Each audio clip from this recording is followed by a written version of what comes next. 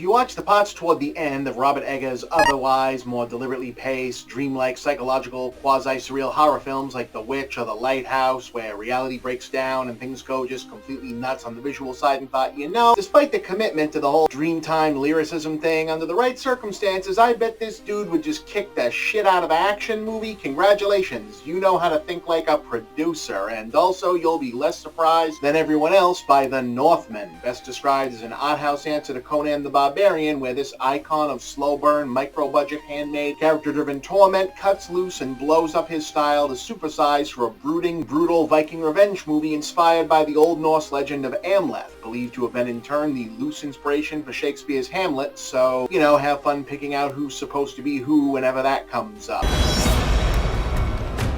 I will avenge you, father! I will save you, mother! I will kill you, Fiona! I will avenge you, father. I will save you, mother.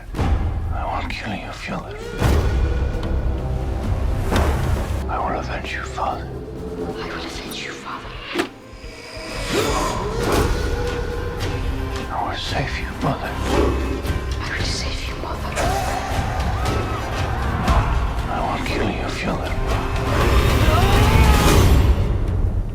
What it really comes down to, though, is just over 2 hours of artisanal blend muscular bloodletting, aiming for equal parts You Are There, old world historical fidelity, mind-bending pagan esotericism, horror show, and surprisingly straightforward go to the place, get the sword, save the girl, kill the guy, if it ain't broke, don't fuck with it myth-making that somehow straddles the line between bespoke and classy while also delivering the spearing, slicing, beatings, bashings, and broadsword barbarism demanded of its subject without any irony or hint of ironic subversion. Probably the only action film this year that'll be enjoyed equally by cinema academics who want to pore over every detail of it in Thousand World articles, and dudes with airbrush panel vans and denim band jackets who can only communicate it about it in one world grunts of Northman, yeah, yes, yeah, movie, yeah, oh, that's a movie, bro, yeah.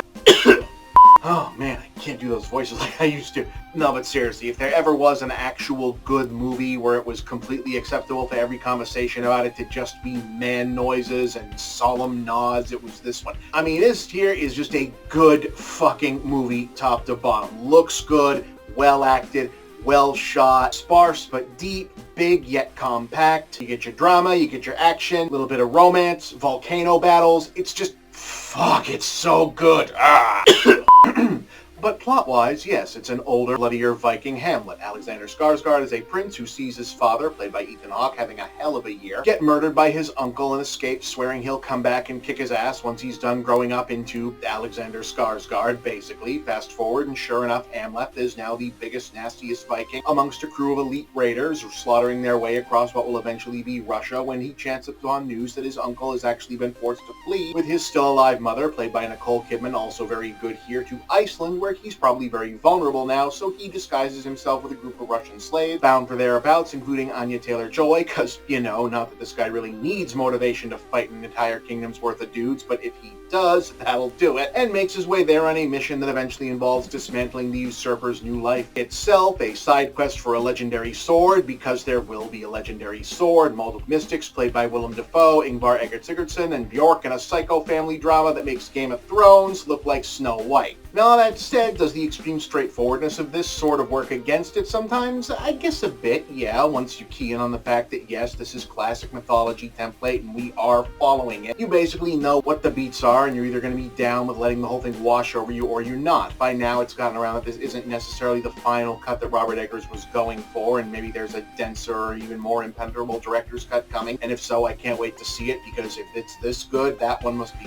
fucking great. But overall, this really does feel like this is the experience first, narrative second thing, and that's fine. It's the enriching version of that. And no, you're not going to come away having learned a bunch of shit about Viking history or whatever, but it's not that kind of movie. Skarsgård is great here. He's always been one of those actors who's so suited to be a bigger-than-life hero guy. It's like they forgot to actually have him do it enough times. It's kind of crazy that he's done Tarzan and this, well, like a dozen other dudes who don't make you wonder if Sweden has a super soldier program they didn't tell anyone about, or making most of the action movies for the last decade. He's probably one of the only guys who can do like the spear throw and return, axe fighting, one-hand sword fighting stuff in this where you can go, yeah, okay, I believe he did it. Kidman and Dafoe are probably the MVPs here. They aren't necessarily in as much of the movie screen time wise, but they get to act up a fucking storm, and Eggers really knows what to do with their range. Dinner Anya Taylor-Joy, who, like Skarsgård, basically comes off like she was genetically engineered to do exactly this kind of movie.